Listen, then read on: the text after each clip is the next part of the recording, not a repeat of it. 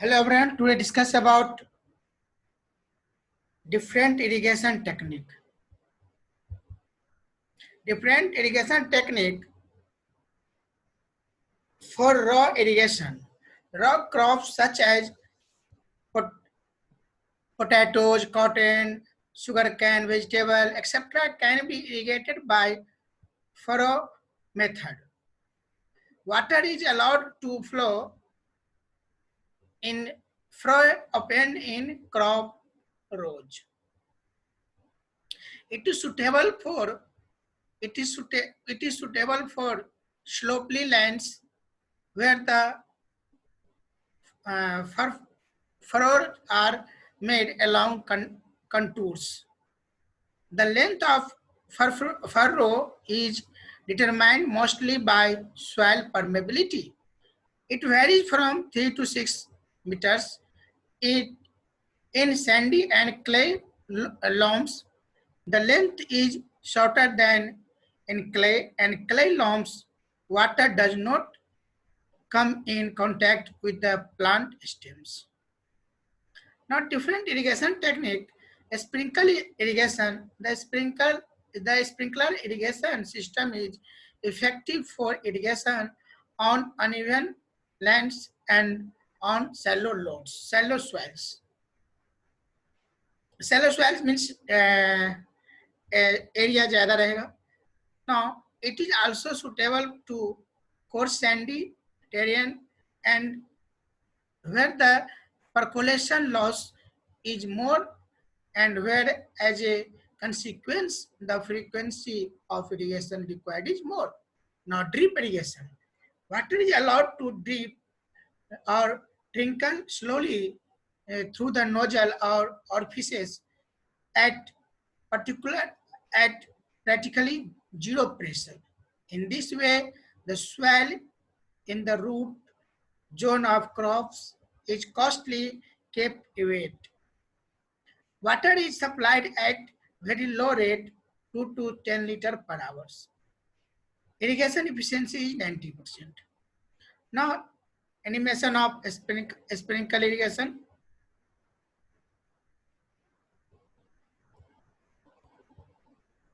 This is the example of sprinkle irrigation. Rotated all type direction and irrigated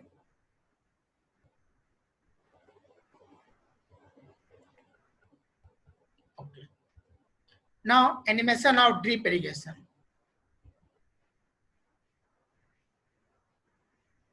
This is the drip irrigation.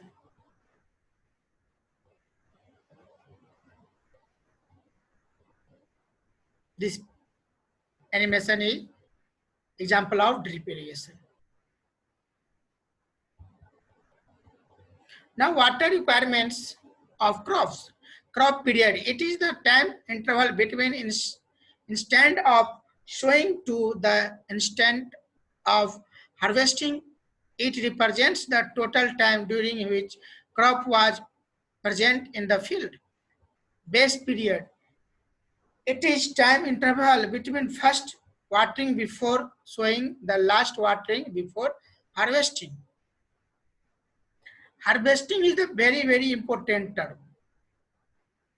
Due to harvesting, you have raised the water level. Note, in reality, crop period is greater than base period. This is the diagram of crop period and base period. Now, delta denoted by delta is defined as the total depth of water in centimeter required by a crop during the base period. Duty is defined as area irrigated in hectare by 1 meter cube per second of water flowing continuously for the duration of base period. Duty is expressed as D is equal to 300 hectare per meter cube. Now, relationship between duty and delta. It is very important term. Let D hectare R is irrigated by supply of 1 meter cube per second of water for the base period of B and days such that total water stored in the root zone is delta m meter. Therefore, volume of water supplied D into D days B days into 1 cubic meter per second, that is B into 24 into 10 16 into 16 second into 1 meter cube per second. That means as 68,400 B meter cube. Amount of water stored delta into delta D into 10 to the power 4 meter square into delta, that is D into delta into 10 to the power 4 meter cube. Equating equation 1 and 2, D into delta into 10 to the power 4 meter cube is equal to 6800 400 B meter cube. That means D into delta is equal to 8.46 B, where D is hectare per meter cube and delta is meter, D and B is in days. This is a very important relationship. D into delta is equal to 8.64 into B. Now numericals. Question 1. Find the delta of a crop when its duty is 864 hectare per meter cube on the field. The base period of this crop is 120 days. Now solution. In this question, B is given as 120 days.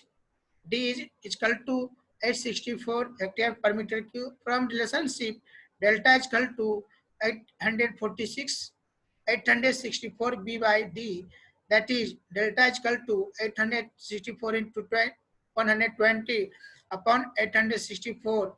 This will be cancelled and final delta is equal to 120 centimeter. Crops and seasons of India. Kharif crops, summer crops, April September to summer crops, rice, jowar, bajra, maize, groundnut, or cotton, etc. Rabi crops, October to March, winter crops, wheat, gram, mustard, potato, barley, etc. Jet crops, fruits and vegetables, March to June.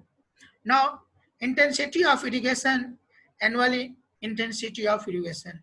Intensity of irrigation is equal to sum of seasonal intensity of irrigation in a year. Now, second point is the seasonal intensity of irrigation is that percentage of CCA on which actually the irrigation is done in a particular season. This is diagram shows the intensity of irrigation. Now, irrigation efficiency. Irrigation efficiency is equal to water available for use upon water supplied. First one point is the water conveyance irrigation. Eta C and eta C is equal to WF upon WR into 100, where WR is water released from river reservoir for the field, and WF is water given to the field. This efficiency account for water which causes seepage loss and evaporating loss during conveyance from river or reservoir to the field. Second one is the water efficiency, point B. Water efficiency NA is equal to water application efficiency NA is equal to WS upon WF into 100, where WS is the water stored in the field, that is the root zone. WF is the water given to the field. This efficiency accounts for water losses such as surface runoff RF and deep percolation DF, which occurs during applications of water in the field, that is WF is equal to WS plus RF plus DF. Now irrigation efficiency, point C, water use efficiency NU, eta U basically, and eta U is equal to W upon WF into 100, where WF is the water given to the field and W is equal to water used consumptively. conjunctively.